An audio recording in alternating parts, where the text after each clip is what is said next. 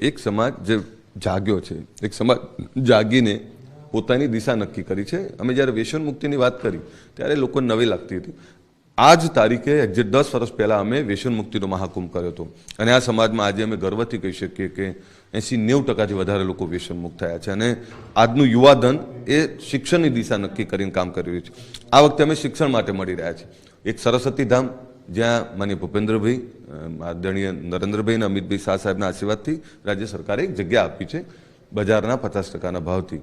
તો એ જગ્યા પર સરસ્વતી ધામ બનવા જઈ રહ્યું છે અને એ સરસ્વતી ધામ માટે અમે લોકો એકત્રિત થઈ રહ્યા છીએ.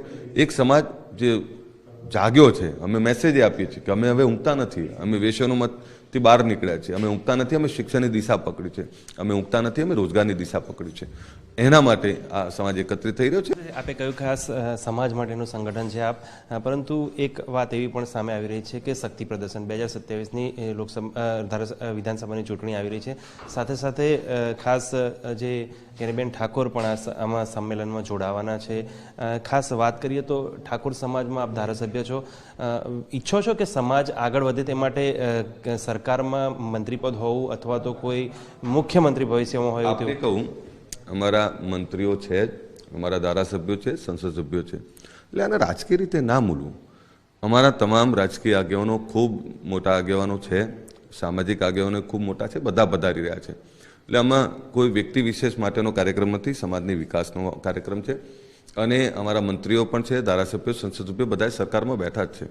એટલે એ કોઈ વિષય છે જ નહીં. આ સમાજની એકતાનો 100% સંદેશો જાય છે. સમાજની એકતાની સાથે સમાજ રાતના 3 વાગે ભેગો થઈ શકે એનો સંદેશો 100% જાય.